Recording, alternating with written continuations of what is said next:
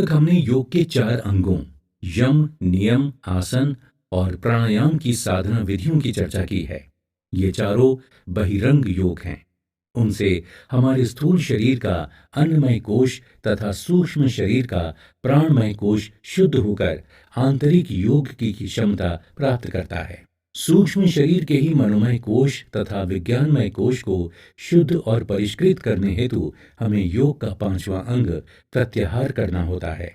इसे महर्षि पतंजलि ने बहिरंग ही माना है, लेकिन वास्तव में ये अंतः साधना की आधार भूमि है और सही मायने में धारणा, ध्यान, समाधि रूप अंतरंग योग में प्रवेश करने के लिए प्रत्याहार को प्रवेश द्वार कहना उचित होगा। प्रत्याहार का तात्पर्य होता है कि इंद्रियों को बाह्य विषयों से हटाकर उन्हें अंतर्मुख करना। इसे ही प्रत्याहार कहते हैं। योग दर्शन के अनुसार अपने अपने विषय के साथ संबंध न रखने पर इंद्रियों की स्थिति चित्त के समान होने का नाम है। प्रत्याहार जैसा कि योग 2/54 में कहा गया है, ध्यानात्मक प्राणायाम करने से मन में एकाग्रता की स्थिति उत्पन्न होती है।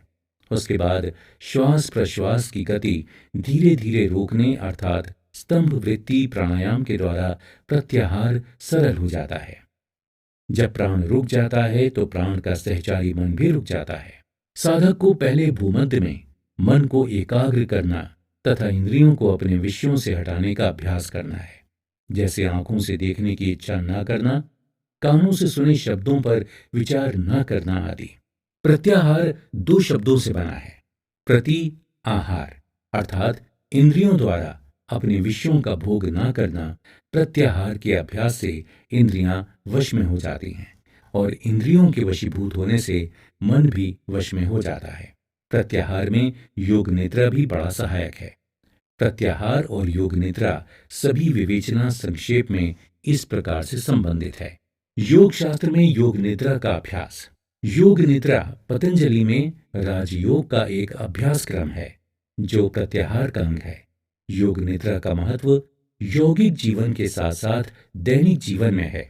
योग निद्रा की परिभाषा इस प्रकार दी जा सकती है, ऐसी नींद जो तुरंत ही व्यक्ति को चेतना की गहराई में पहुंचाकर नई शक्ति और आनंद प्रदान करे, वो योग निद्रा है। ये वो विधि है जिसमें मनुष्य जागते हुए सोता है, अर्थात शरीर आराम की अवस्था में और मन पूर्ण रूप से जागरूक रहता है। ये जागने तथा सोने दोनों के बीच की अवस्था है। इसमें सोना नहीं और जागना भी नहीं है। इस अवस्था में मन का संबंध अचेतन तथा अवचेतन से जुड़ जाता है और मन का तनाव दूर हो जाता है। तब हम विश्राम का अनुभव करने लगते हैं। सोना भी एक कला है। संसार में प्रायः सभी लोग सोते हैं, किंतु सही कला बहुत कम लोगों को मालूम है। अतः वो विश्राम में नहीं जा पाते हैं। वो जीवन की सभी चिंताओं और समस्याओं का बोझ लिए बिस्तर पर जाते हैं और उनकी नींद में भी मन की तमाम उलझनें विभिन्न दृश्यों तथा रूपों में स्वप्न बनकर उभरती हैं। इस प्रकार नींद में उनका शरीर तो निष्क्रिय रहता है, परंतु मानसिक तनावों के कारण उनकी शारीरिक थकान पूरी तरह दूर नहीं हो पाती है। साधारण आदमी के लिए 6 घंटे की नींद पर्याप्त है और योग निद्रा का 1 घंटे का अभ्यास रात्रि के 4 घंटे नींद के बराबर होता है। योग निद्रा वस्तुतः प्रत्याहार की स्थिति है। योग निद्रा में मन शुद्ध होकर आंतरिक चेतना के संपर्क में आ जाता है। योग निद्रा में दिए गए निर्देश व्यक्ति के जीवन को बदल सकते हैं, क्योंकि उस अवस्था में हमारा अंतर्मन जाग जाता है। प्रत्येक क्षेत्र में योग निद्रा द्वारा ग्रहणशीलता एवं विकास का मार्ग खुलता है।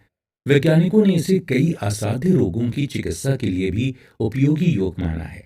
योग निद्रा का प्रभाव किसी भी व्यक्ति के जीवन को सुनियोजित एवं आनंददायी बना सकता है। योग निद्रा से इच्छा शक्ति दृढ़ हो जाती है और इससे बाह्य जीवन की घटनाओं से व्यक्ति अप्रभावित बना रहता है। हमारी आधुनिक जीवन शैली से जुड़ी बीमारियां जैसे मधुमेह, उच्च रक्तचाप, दमा, अल्सर, पाचन एवं चर्म संबंधी व्याधियां शरीर एवं मन के तनावों के कारण ही उत्पन्न होती हैं। तनाव के 3 प्रकार हैं। नंबर 1, मांसपेशीय तनाव। इस प्रकार के तनाव तंत्रिका तंत्र एवं अंतःस्रावी असंतुलन से संबंधित होते हैं। नंबर 2 है भावनात्मक तनाव। ये तनाव विभिन्न द्विविधताओं से संबंधित होते हैं, जैसे प्रेम, घृणा, लाभ हानि, सफलता, असफलता, प्रसन्नता, अप्रसन्नता आदि। नंबर 3, मानसिक तनाव। इन तनावों का कारण अत्यधिक मानसिक क्रियाशीलता है। वास्तव में हमारा मन दिवा स्वप्नों, भ्रांतियों एवं उतार चढ़ावों से भरा एक चक्र है, जो शरीर, मन एवं प्रतिक्रियाओं पर अपना प्रभाव डालता है। जब कोई व्यक्ति तनाव में रहता है तो उसका व्यवहार अप्राकृतिक हो जाता है।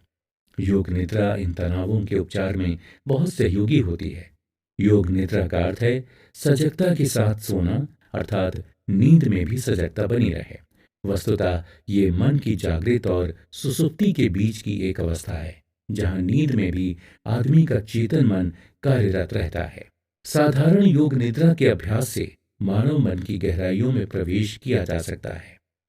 मनुष्य का अवचेतन मन एक आज्ञाकारी शिष्य की भांति है। उसे जो आज्ञा दी जाती है वो उसे तुरंत करने को तत्पर रहता है।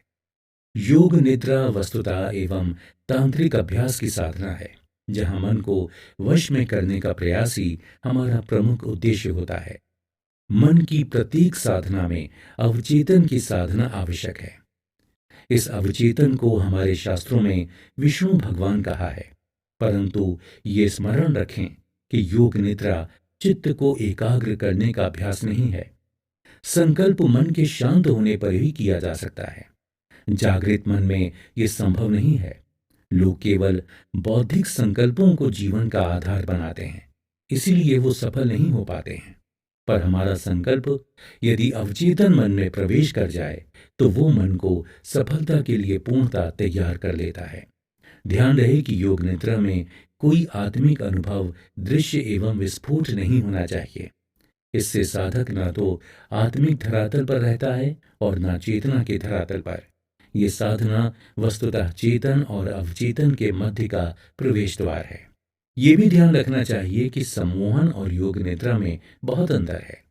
योग निद्रा व्यक्ति को उस दिशा में ले जाती है जो सम्मोहन की दिशा से बिल्कुल भिन्न है।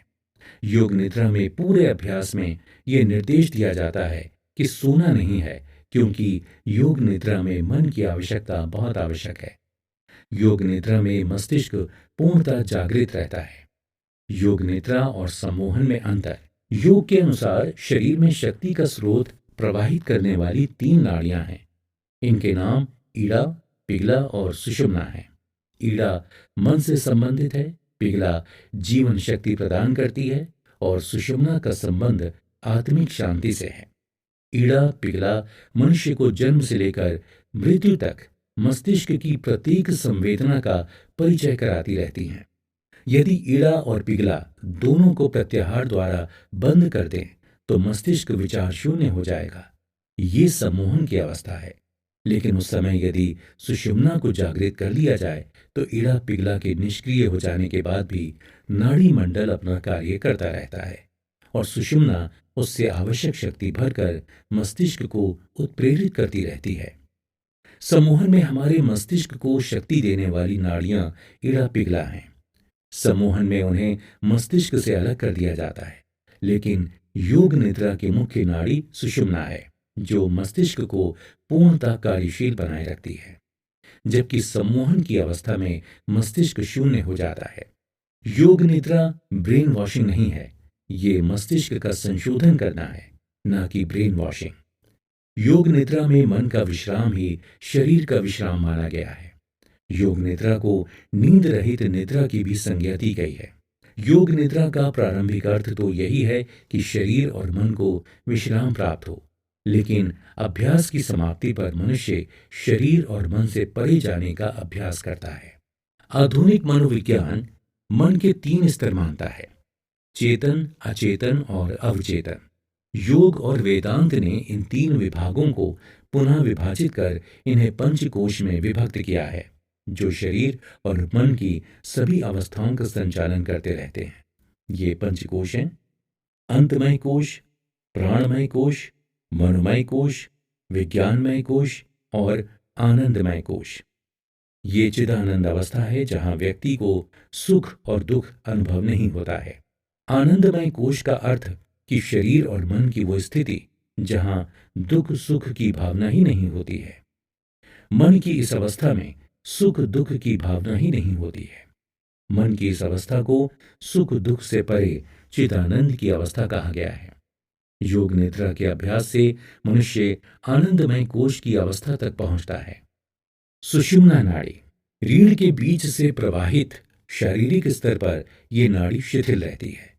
योग शास्त्रों में इस नाड़ी को शिथिल अथवा सुप्त नाड़ी कहा गया है, क्योंकि शरीर में आत्मशक्ति का प्रवाहक कार्य यही करती है और इसे जगाना योग शास्त्र में एक साधना व अभ्यास का क्रम माना गया है। ईड़ा व पिघला नाड़ी का उद्गम मूलाधार की दोनों ओर से है। ये दोनों परस्पर बीच में रीढ़ की हड्डी को पार करती हुई क्रमशः 4 चक्रों में घूमती हुई आज्ञा चक्र तक पहुंचती हैं। सुषुम्ना नाड़ी आज्ञा चक्र और मूलाधार के बीच सीधी नाड़ी है। सुषुम्ना को भी अभ्यास द्वारा जगाया जा सकता है। सुषुम्ना को भी अभ्यास द्वारा जगाया जा सकता है, जिससे व्यक्ति में आत्मिक शांति का विकास होता है। अतः आत्मिक उपलब्धि के लिए योग निद्रा भी एक साधन है। यही साधन समाधि तक ले जाने में सहायक बन सकता है। योग निद्रा का अभ्यास, योग निद्रा का अभ्यास 20 से 40 मिनटों में पूरा होता है। इसका अभ्यास श्वसन में लेटकर किया जाता है। रीढ़ की हड्डी सीधी, दोनों हाथ शरीर के बगल में, हथेलियां ऊपर की ओर खुली रहें। हाथ कमर के बगल में 1 फीट दूर, जिससे शरीर से उनका स्पर्श न हो। आंखें बंद रहें। श्वास प्रक्रिया के प्रति जागरूक हो। श्वास के दौरान 27 से 1 तक उल्टा गिनना है। शारीरिक सजगता, श्वास, आंतरिक धारणा, संकल्प, चेतना को घुमाने का अभ्यास आदि करके योग निद्रा की जाती है। पिछले अध्यायों में 5 बहिरंग साधनों की चर्चा की गई है। अब धारणा के संबंध में कुछ विचार स्पष्ट किए जा रहे हैं। चित्त का वृत्ति मात्र से किसी स्थान विशेष में बांधना धारणा कहलाता है। देह बंध निश्चतस्य। 1. चित्त में किसी एक विषय को धारण कर उसी पर ध्यान केंद्रित करना और चित्त को सात्विक बनाए रखना धारण है। देह विशेष में चित्त को बांधना ही धारणा है। इसका तात्पर्य यह है कि चित्त को देह विशेष अर्थात नाभि, हृदय, मस्तक आदि में स्थिर करना धारणा कहलाती है।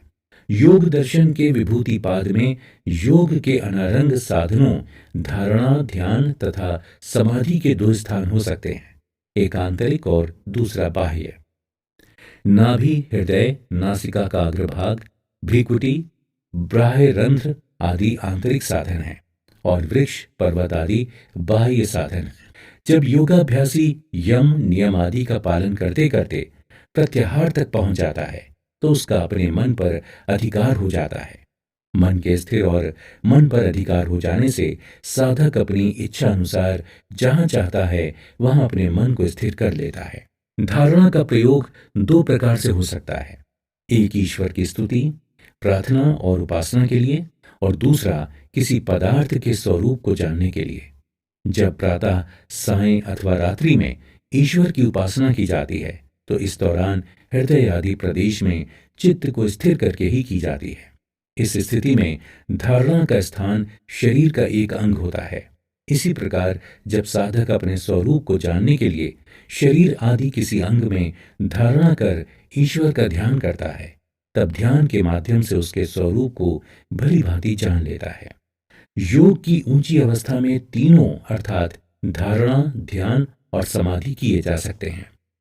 बाहर के देश में धारणा के प्रयोग में हम किसी वृक्ष को उदाहरणार्थ ले सकते हैं और वृक्ष का स्वरूप जानने के लिए अपने चित्त को वृक्ष के किसी भाग में स्थिर करके उसके स्वरूप को जान सकते हैं। ये बाह्य देश की धारणा का प्रयोग है।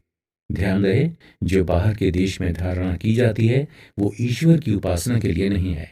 यद्यपि ये भी सत्य है कि इस संपूर्ण जगत और वृक्ष में ईश्वर व्याप्त हैं, तो ये प्रकाशरांतर ईश्वर ही की साधना होगी। फिर भी ईश्वर की उपासना अपने शरीर और आत्मा में ही होती है। इस प्रकार धारणा का महत्व योग साधना में बहुत अधिक है। धारणा, ध्यान और समाधि का एक विषय में होना संयम कहलाता है। वास्तव में धारणा, ध्यान और समाधि तीनों एक ही संयम रूप क्रिया के भाग हैं, अर्थात किसी विषय में चित्त को स्थिर करने का नाम धारणा है। जब देर तक चित्त उसमें स्थिर रहे तब यही ध्यान कहलाएगा। और जब यह ध्यान इतना सूक्ष्म और तल्लीनता के साथ हो जाए कि ध्यान करने वाले को ध्येय विषय के अतिरिक्त कुछ भी सुध-बुध ना रहे, तब यह ध्यान की अवस्था समाधि कहलाएगी। ये संयम की क्रिया चित्त में वशीकरण और आत्मोन्नति का परम साधन मानी गई है। संयम को एक परमाणु बम समझना चाहिए, जिसमें सब प्रकार की अद्भुत शक्तियां निहित होती हैं। बौद्ध, जैन और हिंदू धर्म में धारणा सिद्ध व्यक्ति को योगी अथवा सिद्ध पुरुष कहते हैं। यहीं से साधक को हिम्मत करके और आगे रहस्य के संसार में कदम रखना होता है। कहा जाता है कि यहाँ तक पहुँचने के बाद पुनः संसार में पड़ जाने से दुर्गति हो जाती है। ऐसे व्यक्ति को योग भ्रष्ट कहा जाता है। ऐसा माना जाता है कि जिस व्यक्ति को धारणा सिद्ध हो जाती है, वो योगी अपनी सोच या संकल्प मात्र से ही सब कुछ बदल सकता है। धारणा सिद्ध व्यक्ति की पहचान यह है कि उसकी निगाहें स्थिर रहती हैं। योग के छठे अंग के रूप में धारणा का अभ्यास किया जाता है। ये योग की वो साधना है जिसके अभ्यास के बिना अन्य ध्यान आदि का अभ्यास संभव ही नहीं है। धारणा के अभ्यास की अनेक विधियां हैं, परंतु सबसे महत्वपूर्ण विधि है किसी वस्तु पर मन को एकाग्रचित करना। साधारणतया धारणा के लिए कोई ना कोई प्रतीक होता है। एकाग्रता के अभ्यास के लिए यदि साधक अपना ध्यान ओम पर केंद्रित करता है तो अधिक लाभ होता है। हमारा मन सभी दुखों का कारण है, क्योंकि ये विषयोन्मुख होकर तीव्र गति से उसी दिशा में भागता है। यदि हम आनंदमय जीवन व्यतीत करना चाहते हैं तो हमें अपने मन पर नियंत्रण अवश्य करना होगा, और ये तभी संभव है जब हम धारणा रूपी विषय से अवगत हों। किसी भी विषय में गुण और सौंदर्य देखकर उससे राग होता है। इसी से मन उस विषय में प्रवृत्त हो जाता है। साधारणतया यही मन का स्वरूप और स्वभाव है। नियमों से रहने में, मन को नियंत्रित करने में काफी सहायता मिलती है।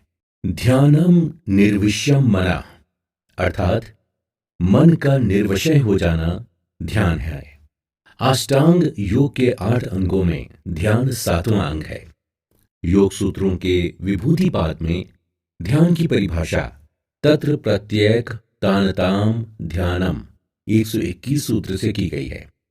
अर्थात उस धारणा के देश में प्रत्येक तानता, ज्ञान का समान प्रवाह ध्यान कहलाता है। इसका तात्पर्य है कि धारणा में अवलंबन किए हुए विषय की एक रूपता का बने रहना ध्यान कहलाता है। ध्यान के विषय में महर्षि कपिल की मान्यता है कि मन को निर्विषय, आलंबित अर्थात विषय के अतिरिक्त अन्य विषय के ज्ञान से रहित ना करना। महर्षि कपिल सांख्य दर्शन में कहते हैं, रागोपहति ध्यानम 1 सांख्य 3:30, अर्थात सांसारिक विषयों के प्रति आसक्ति अर्थात राग अथवा भोगों की प्रवृत्ति अर्थात राग की निवृत्ति हो जाना ही मन की स्थिरता अर्थात ध्यान है। ध्यानम निर्विषयम मना, सांख्य 6:25, अर्थात विषय रहित, वृत्ति रहित, निरुद्ध वृत्ति वाला, सत्वादी गुणों से रहित मन चित्त का होना ध्यान है। ध्याता, ध्येय और ध्यान, इन तीनों के भेद पूर्वक ध्यान होता है और उस भेद से रहित समाधि होती है। ये ध्यान और समाधि में अंतर है। धारणा, ध्यान और समाधि को महर्षि पतंजलि ने संप्रज्ञात योग का अंतरंग साधन कहा है, तथा धारणा, ध्यान और समाधि का एक विषयक अर्थात एकत्र होना संयम है। ध्यान के संबंध में इतना कहना ही पर्याप्त होगा कि आधुनिक युग में ध्यान का बहुत ही प्रचार और प्रसार हुआ है। ध्यान चेतना की विशुद्ध अवस्था है, जहां कोई विचार नहीं होता, कोई विषय नहीं होता। साधारणतया हमारी चेतना विचारों, विषयों और कामनाओं से आच्छादित रहती है, जैसे कि कोई दर्पण धूल से ढका हो। मन के माध्यम से कभी ध्यान तक नहीं पहुंचा जा सकता है। ध्यान इस बात का बोध है कि मैं मन नहीं हूं। ध्यान करने के लिए एक नियत स्थान तथा एक नियत समय भी चुन लें। यह ध्यान रहे कि अंतर यात्रा पर जाने का मार्ग ही ध्यान है और हमारी अंतर यात्रा ध्यान से ही शुरू होती है। दृष्टा की मंजिल ध्यान है और ध्यान की मंजिल साक्षित्व है। साक्षित्व की मंजिल तथाता है और तथाता की मंजिल सुमिरन है। सुमिरन की मंजिल समाधि है और समाधि की मंजिल निर्वाण है। गोयनका जी का विपस्सना ध्यान केवल दृष्टा तक ले जाता है। दृष्टा शुरुआत भर है, ध्यान की शुरुआत दृष्टा है। शून्यता में ठहरना ध्यान है और ध्यान की मंजिल साक्षित्व है। सुमिरन और समाधि की साधन है और समाधि की मंजिल निर्वाण है। बुद्ध निर्वाण शब्द का प्रयोग करते हैं। उस परम स्थिति को पलटू साहब कहते हैं, माला जपी न कर, जपी जिह्वा जपी न राम, सुमिरन मेरा हरि करे, मैं पाया विश्राम। ध्यान योग। प्रथम और अंतिम मुक्ति में ओशो आज के युग के ध्यान विज्ञान के परम रहस्य के बारे में ये बताते हैं कि तंत्र की 112 विधियों से गुजरने में मुझे वर्षों लगे, तब खोज पाया कि इन सब का सार तत्व साक्षी भाव है। निष्क्रिय जागरूकता में डूबा एक बार अंतस में निष्काम होने का बोध जग गया तो धीरे धीरे कार्य करते हुए भी होश रहने लगेगा कि हमारा अंतस निष्काम है, और तब तुम कर्ता नहीं दृष्टा हो। साक्षी की साधना जागरूकता, ध्यान, साक्षित्व, दृष्टा भाव, श्वास के प्रति होश, आत्म केंद्रित होना, अकेंद्रित देखना, आत्मस्मरण तथा मैं चैतन्य हूं, इसका बोध, समता भाव, समष्टि के प्रति मैत्री भाव, सर्व स्वीकार ध्यान की सुगंधित जीवन में आ गई। ध्यान रहे, ध्यान में स्वबोध के कारण अहंकार सघन हो सकता है, प्रेम में प्रभाव के कारण मूर्छा आ सकती है। दोनों को एक साथ साधने से दोनों के खतरे समाप्त हो जाते हैं। अतः ध्यान साधना की महिमा अपार है। ये प्रेमी को प्रमाद में गिरने नहीं देगी और ध्यानी को अहंकार में भी गिरने ना देगी, एवं ध्यान से जीवन धन्य हो जाएगा। ध्यान के विषय में बहुत सी भ्रांतियां हैं। जैसे लोग सक्रिय एकाग्रता को ध्यान समझ लेते हैं। एकाग्रता ध्यान नहीं है। ध्यान को एकाग्रता समझा गया है, जबकि ध्यान और एकाग्रता बिल्कुल ही विपरीत बातें हैं। इसे ऐसे समझें कि एकाग्रता टॉर्च की तरह है और वहां एक जगह पूरी चेतना एकाग्र होती है, बाकी सब जगह अंधेरा हो, जबकि ध्यान दीपक की लौ की तरह है। वो प्रकाश एक बिंदु पर फोकस नहीं बल्कि सब जगह फैला हुआ प्रकाश है। ध्यान एकाग्रता नहीं बल्कि समग्रता है। ध्यान के संबंध में ये कहना ज्यादा ठीक होगा कि ध्यान यानी निष्क्रिय जागरूकता। ध्यान कोई क्रिया नहीं है, करने की नहीं होने की स्थिति ध्यान है। जब हम कुछ भी नहीं कर रहे हैं, न शरीर से, न मन से, न हृदय से, केवल जागरूक हैं। ध्यान कोई क्रिया नहीं बल्कि एक अवस्था है, एक स्थिति है। यदि हमने ये धारणा बना ली कि ध्यान कोई क्रिया है और हम क्रिया की तरह उसे करेंगे तो ध्यान से चूक जाएंगे। ध्यान क्रिया नहीं बल्कि निष्क्रिय जागरूकता है। यह निष्क्रिय जागरूकता की, दृष्टा की, साक्षी की अवस्था है। प्रभु को पाने के 4 मार्ग होते हैं। कर्म के साथ होश को जोड़ दें तो कर्म योग, विचार के साथ साक्षी को जोड़ दें तो ज्ञान योग, भाव के साथ जागृति को जोड़ दें तो भक्ति योग। चौथा ढंग सांख्य योग है। वो साक्षी भाव ही ले लिया। अब बाहर की सारी यात्राएं ठहर गईं, भीतर की यात्रा शुरू हो गई। यही ध्यान है, अपने अंतस में पहुंच जाना है। सार सूत्र की बात एक ही है और वो है ध्यान अर्थात साक्षी भाव।